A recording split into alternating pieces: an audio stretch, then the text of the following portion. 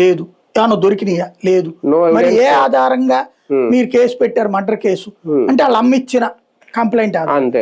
మరి కంప్లైంట్ తర్వాత మీరు దర్యాప్తు చేశాం, మాకు ఎక్కడ దొరకలేదు. మరి ఎవరు ఆనర్ మైలాడ్ చూడండి, అక్కడ ఏమీ దొరకకుండా నా అమాయకుడైనటువంటి నా క్లయింట్ మీద ఇట్లాగా ఆయనకి బెయిల్ ఇవ్వండి, తర్వాత తేల్చమనండి, రైట్, కేసు క్లోజ్. ముందు బెయిల్ ఇచ్చేసేస్తారు ఫస్ట్.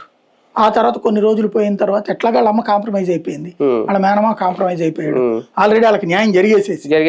కాబట్టి వాళ్ళకి కంప్లైంట్ లేనప్పుడు ఇంకేముంది, కేసు కొన్నాళ్ళు మాక్సిమం సరిగ్గా అయితే కనుక, సరిగ్గా కోర్టు అయితే వీళ్ళు మళ్ళీ ఇబ్బంది రాకుండా ఉండాలనుకుని ఒక ఏడాది 2 ఏళ్ళు నడుపుతారేమో కానీ, లేకపోతే నిశ్శబ్దం కేసు కొట్టేస్తారు. కానీ ఇందులో తేలాల్సింది ఒకటే, అసలు మిస్టరీ ఏంటి, ఎందుకు అతన్ని పెద్దల ఇన్వాల్వ్మెంట్ తో ఒత్తిడితో లాకప్ డెత్ చేయాల్సి వచ్చింది అనేది ఒక్కటే, అది తేలాలి. ఇక్కడ 2 విషయాలండి, 2 రూట్లు నేను చూసిన గతంలోని కేసుల రూట్లో చూస్తే, ఒకటి బాగా కొట్టాడికి లంబడి కొడుకు ఇంకోసారి వేషాలు వేస్తే భయపడాలి అని పై అధికారి చెప్తే ఆ ఉత్సాహం కొద్దీ వాడిని ఎక్కువ కొడితే వీళ్ళు గంజాయిలు డ్రగ్స్ అలవాటు పడ్డోళ్ళు ఆరోగ్యపరంగా ఇదిగా ఉంటుంది. కాబట్టి చచ్చిపోయాడు. అదే గాయపడినప్పుడు హాస్పిటల్కి తీసుకెళ్తే చచ్చిపోయాడని చెప్పి ఉండాలి. ఎందుకంటే వీళ్ళు మామూలుగా పోలీసు సెల్లో కొట్టారనుకోండి, వీళ్ళకి చెమటలు కారుతా ఉంటాయి, ఏసీల్లో ఉంటారు కదా, ఎక్కువ కొట్టలేరు, ఏసీ రూమ్ లో పెట్టి కొట్టారట.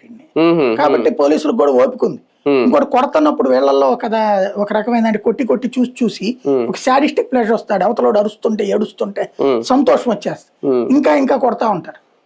అలా వాడి బాధ అదొక దాన్ని ఏమంటారంటే హీరోయిక్ వర్షిప్.